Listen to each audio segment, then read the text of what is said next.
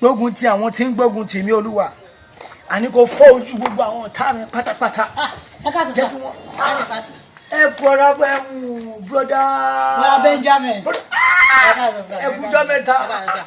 Mo tẹ fẹ́ kí tẹ máa lọ sọ́dọ̀ yín lókè ìbàlẹ̀ wa. Mú gbatẹ́gùn. Wá ṣọ́ọ̀ṣì lẹ́nu tó mẹ́ta kí ló dé. Mo sáré jáde ní nǹkan tó ṣẹlẹ̀ actually nǹkan tó ṣẹlẹ̀ ní. Omi ẹ̀ tiẹ̀ kọ́ ni mo wá yọ ayọ̀ kan fún yín ni sà. Olúwa ẹ̀ṣẹ̀ jogún mọ́tò tuntun fún mi. Olúwa ti jogún mọ́tò fún mi. Bẹ́ẹ̀ni sà, àdúrà yín ti gbà lórí wa. Àdúrà tó máa ń gbà ló ti gbà. Àdúrà yín ti gbà sórí. Ó ga Olúwa jogún mọ́tò fẹ́yìn. Bẹ́ẹ̀ni àdúrà yín ti gbà. Àdúrà yín gbà. Àdúrà tẹ̀gbà lórí ó gbà. Àdúrà mi ti gbà. Bẹ́ẹ̀ni àdúrà yín ti gbà lórí wa sà. Àdúrà yín ti gbà. Brother Benjamin. Bẹ́ẹ̀ni sà. Ẹ ti ra mọ́tò. Ẹ dùbúlẹ̀ kí n gbàdúrà fún yín. Sorry, ẹ kúnlẹ̀ kí n gbàdúrà fún yín. Olúwa o. Olúwa. Èmi wò ní alàgbà bàbá lórí èké Tipa Tikuuku aláṣẹ àtolúdarí you must pay your tithe by fire by force. Ọlọ́run by fire by force. Bẹ́ẹ̀ni Ọlọ́run bàbá. Ó jogún mọ́tò fún wọn.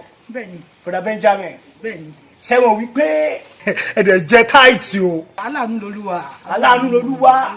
Ẹ̀rẹ̀ mọ̀ pé mi ò kí ń fi táìtì ṣeré. Bẹ́ẹ̀ni. Ọlọ́run wa jogún mọ́tò fẹ́yìn. Kò wo bí a ṣe ń hùwà. Bẹ́ẹ̀ni. Ọlọ́run orí o bó ṣe ń bẹ̀rẹ̀ rẹ o. Èwo ni kí ọmọ ìjọ máa lu mọ́tò kí alàgbà máa fi ẹsẹ̀ rìn. Mi ò gbà ogun ayé yẹn á pòórá. Àmín Jésù. Mọ́tò yẹn ò ní ju epo. Àmín Jésù. Oh my God, kí ni mò ń gbọ́ ní etí mi Àmín yìí? Jésù. Táyà mọ́tò yẹn wọ̀n ní bẹ́ẹ̀. Àmín. Ẹ wo ẹ ní lu extra táyà tẹ́ máa fi lo mọ́tò yẹn gbé. Àmín. Ó ti rí bẹ́ẹ̀. Bẹ́ẹ̀ ni sí. Bẹ́ẹ̀ni. Ó ti sọ bẹ́ẹ̀.